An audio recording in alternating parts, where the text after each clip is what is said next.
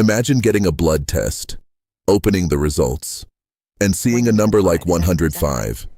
Is that normal? Should you be worried? Or is it completely harmless? Now imagine someone else sees 126, while another person gets 140 after lunch. 3 different numbers, 3 very different meanings. But here's the problem. Most people have absolutely no idea what those numbers are actually telling them. Some panic over a perfectly normal result. Others ignore numbers that could be an early warning sign of diabetes. And that confusion can be dangerous, because your blood sugar doesn't suddenly become high overnight.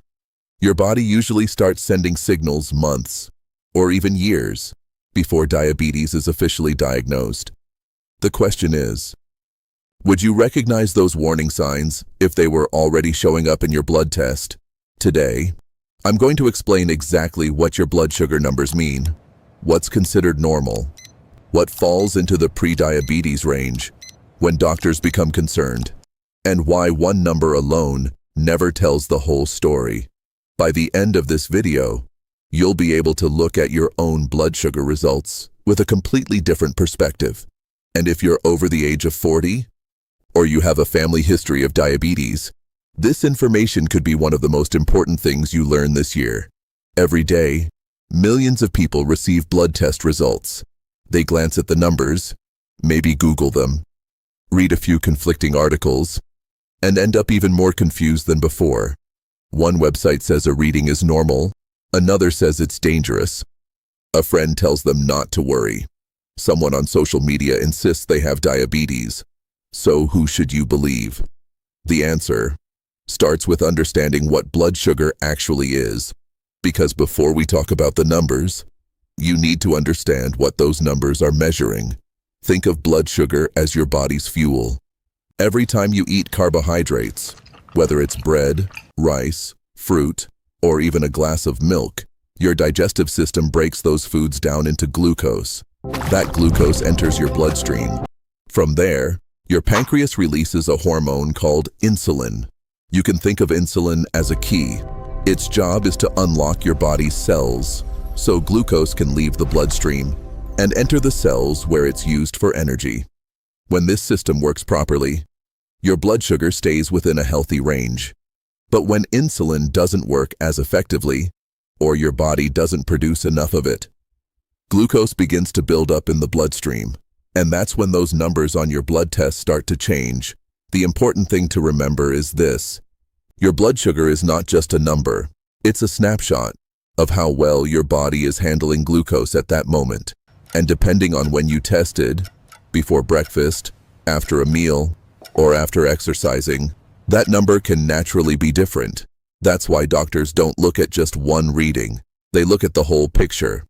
In the next section, we're going to break down the most common blood sugar test, the fasting blood sugar test, and explain exactly what each number means. Because the difference between 99 and 100 may seem tiny, but medically, it can completely change the conversation. Before we talk about the numbers, let's make sure we're talking about the same test. When doctors say fasting blood sugar, they're referring to a blood test that's taken after you've had nothing to eat or drink except water for at least 8 hours.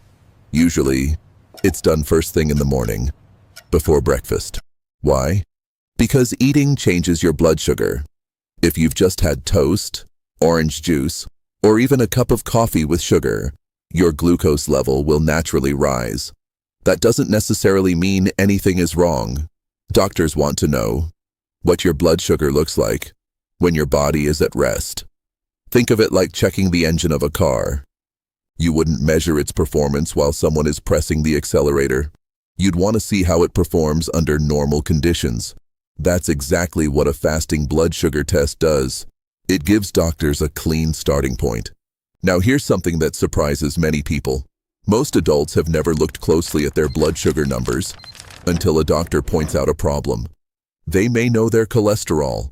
They may know their blood pressure, but when it comes to blood sugar, they often have no idea what the numbers actually mean. And that's where confusion begins.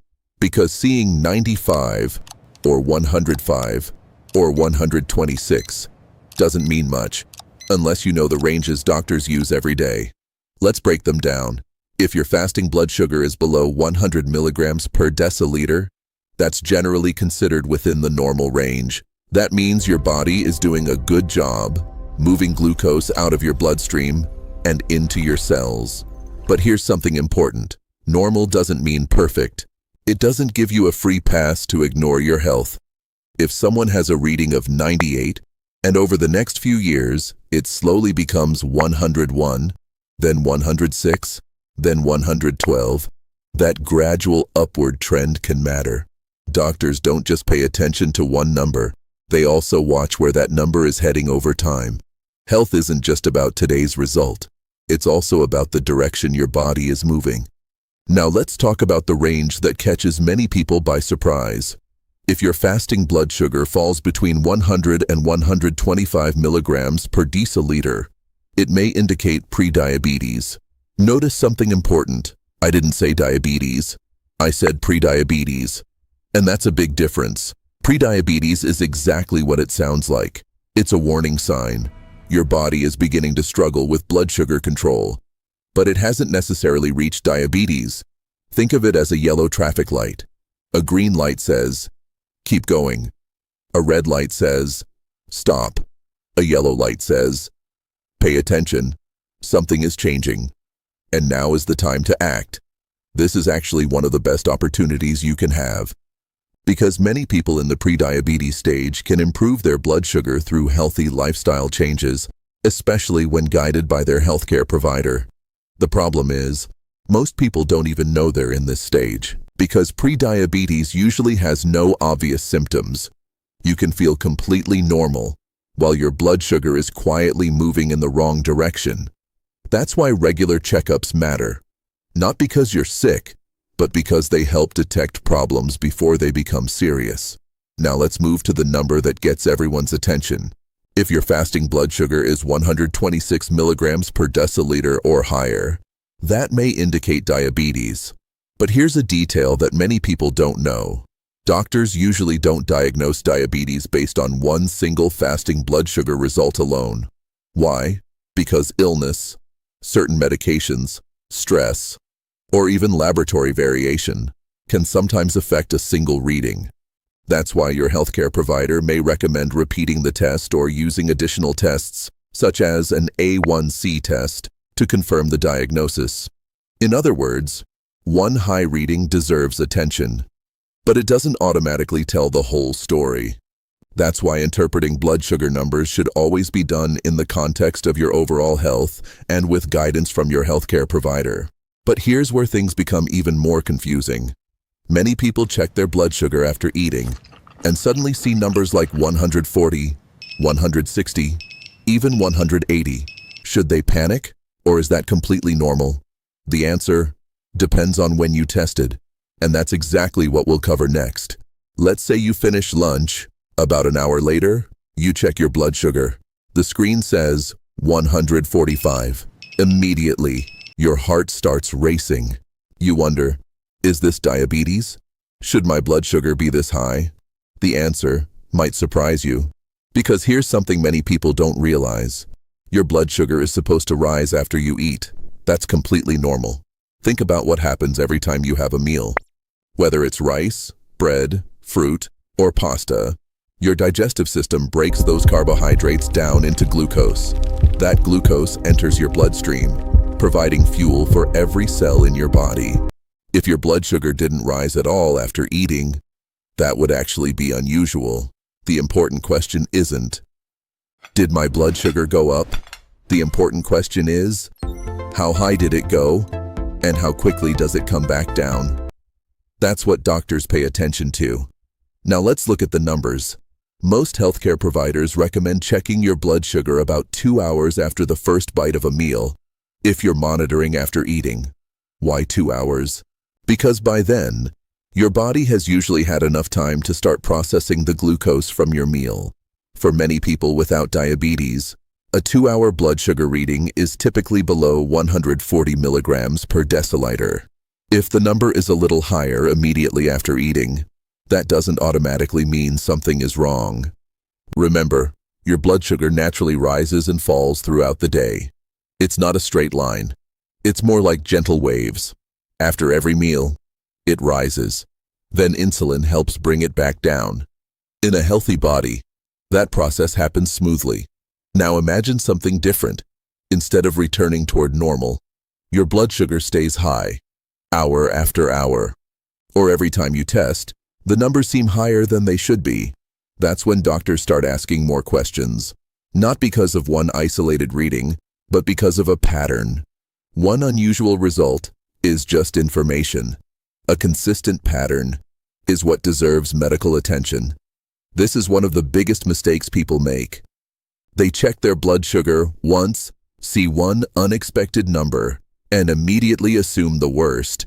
But medicine doesn't work that way. Doctors don't look at a single puzzle piece. They look at the entire puzzle. Your fasting blood sugar, your after-meal readings, your A1C, your symptoms, your medical history, and sometimes additional laboratory tests. Only then does the full picture become clear. Here's something fascinating. Imagine two friends. Both are 55 years old. Both sit down together and eat the exact same lunch. Grilled chicken, rice, vegetables. One checks their blood sugar 2 hours later. It's 118. The other checks and sees 162. How is that possible? The meal was exactly the same. The answer is, our bodies are not all the same. Age, genetics, physical activity, sleep, stress, body weight, muscle mass, and how sensitive your cells are to insulin can all influence how your body handles glucose. That's why comparing your blood sugar to someone else's doesn't really tell you much. The most important comparison is how your own numbers change over time. This brings us to one of the biggest lessons in today's video. A blood sugar reading is like taking a single photograph. It captures one moment, but it doesn't tell the whole story. Imagine watching only 1 second of a 2-hour movie. You'd have no idea what was really happening. Blood sugar works the same way. One reading can be helpful, but it's only one moment in time. That's exactly why doctors often order another test, one that looks beyond a single day. Instead of measuring today's blood sugar, it looks at your average blood sugar over the past 2 to 3 months. It's called the A1C test. And understanding that one test could completely change the way you look at your health. Let's talk about that next.